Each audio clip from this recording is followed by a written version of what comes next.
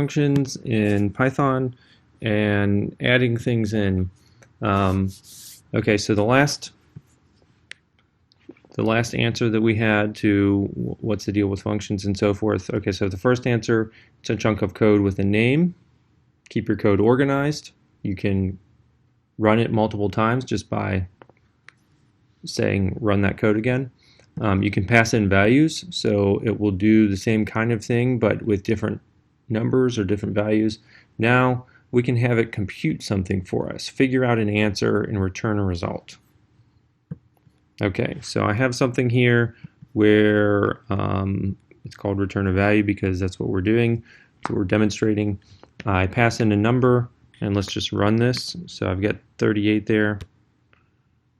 So 38, okay. If I put in 17, that's fine. Let's try 9. Okay, so what this is doing is it's printing out the smallest factor of a number if there is one. So when I ran it with 17, 17 doesn't have any divisors. It doesn't have any factors. It printed 1. 9, the smallest factor or divisor is 3. How is it doing that? Okay, so this, whatever this is going to be passed into this parameter n. So we're trying from I, from 2 up to n. If we ever have a case where we divide by I and we get a 0 remainder, remainder of 0 means it's a divisor or a factor, so we return that. Function's done, I goes back. So this value right here would be whatever was returned right there. Okay, what happens if there are no factors? Well, in that case, this never would have happened, and we get down to this line after the loop. This is after the loop. This line right here only runs if the loop finishes. So it finished checking all the numbers, none of them worked. We get to here, we just return 1. Okay, so we have the return statement which sends a value back, and that makes it so we do this code, and then when the code is done, when this part is done, the next step for what Python's going to do is it's going to go forward just like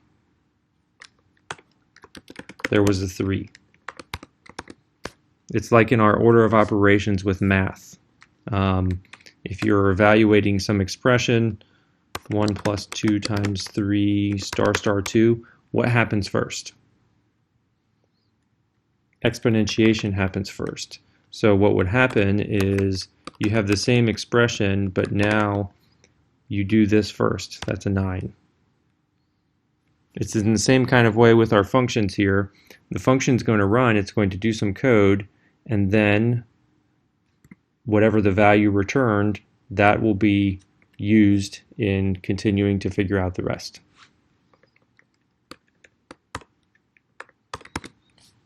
Okay. I want to do a little bit more with this just because it's cool. So what I would like to do is start with some number. So I'll start with number 9, and I will do val equals return a value num. All right, I'm just going to type this in and then run it and see whether it does something interesting. Okay, so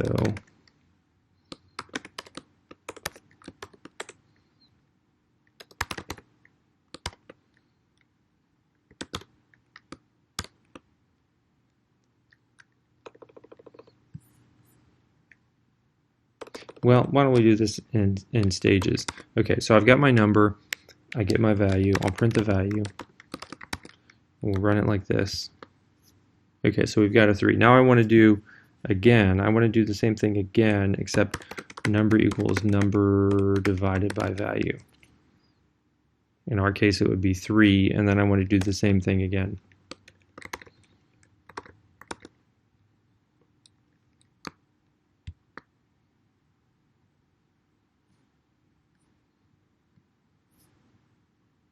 Okay, so the second time I got a 1, there's no other factors.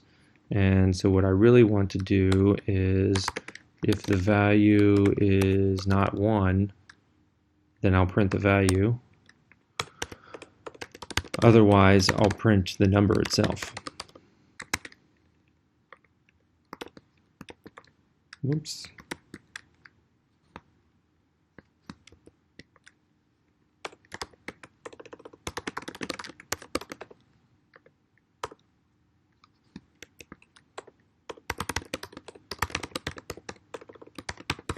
I want to clean this up soon, but okay, so let me put in 15 and see what happens.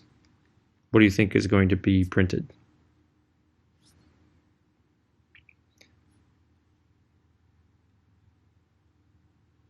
Okay, so I think what we'll do here is let's play computer, but I'm going to change the rules a little bit. I'm going to make this a black box.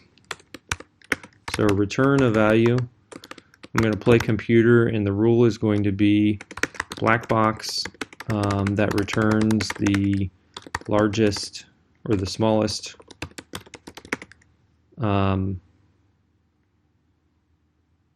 divisor of n, or 1 if there are none.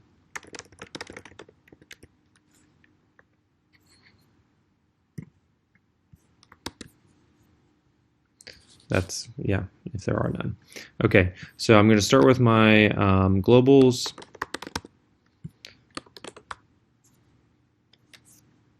And I'm going to have a screen. And I'm going to start from the top. So I first get my cheers, traditional. I'm going to have a function called return a value. But this time, I'm going to not go inside and look at what happens inside the function. I'm just going to assume that that's what happens. Okay, in my list of variables, I'm going to have number, which is 15. I'm right here. Return a value of 15 is going to be 3. So value is going to be 3. Is value greater than 1? Yes. I'm going to print value. Then I skip the else because I did the if. Number equals number divided by value. So instead of 15, that's now going to be 5.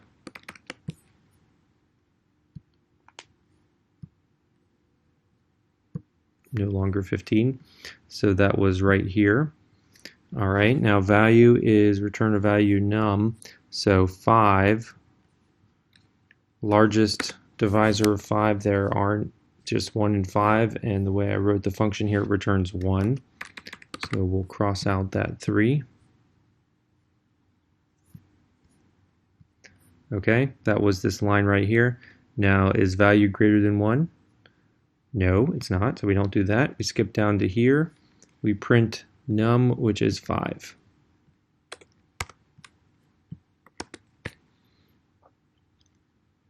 All right. So now what I want to do is make it automatically do this and keep going. So what if I put in 30? So I'll leave. What if I put in 30? I'll leave 15 because for this picture here. What I would expect is I would see 2 times 3 times 5. That's kind of what I'm looking at here. Is it's printing writing a number as multiplying by primes, the prime factorization of the number. That's what I would like to see, but I'm not going to see that yet because I only get 2. This only happens twice. I need it to keep happening until I get the value of 1. So what I would really like to do is, while the value is greater than 1, I'm going to print the value, and then I'm going to do this again.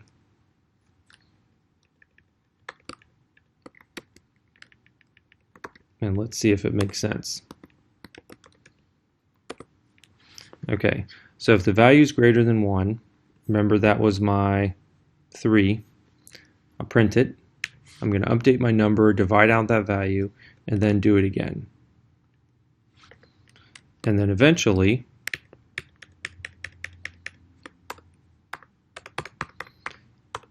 value is going to be 1, and then we'll print the number.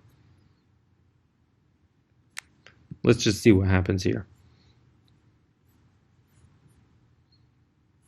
We'll run this. Okay, so it does get 3 and 5, and if we do 30, 2 through 5.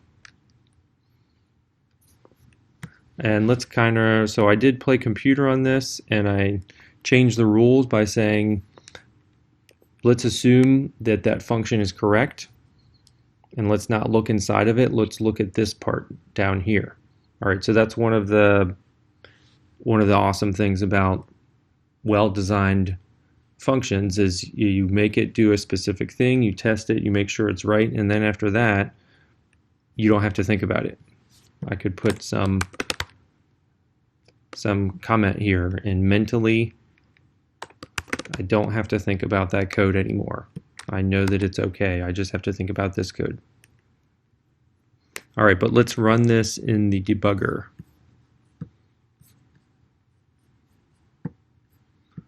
So I'll show the debugger again.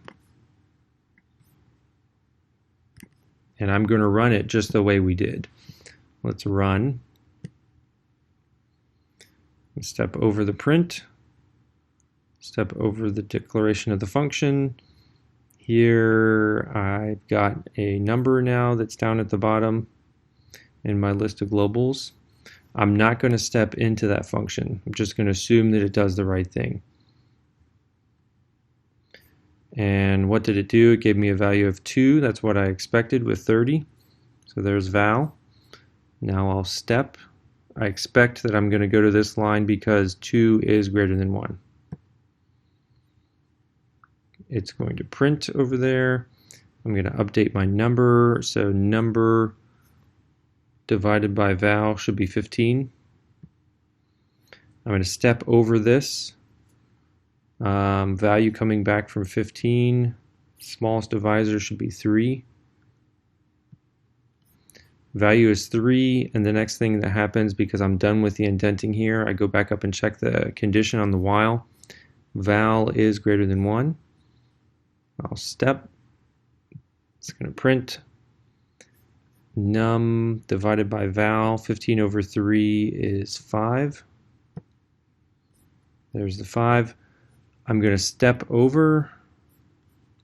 Num is 5. There are no divisors of 5 other than 1 and 5, so that val is 1. Go back to check the while condition. Is 1 greater than 1? No. Then we print the value. All right. So the awesomeness of functions, it can return a result, which can be useful. So we can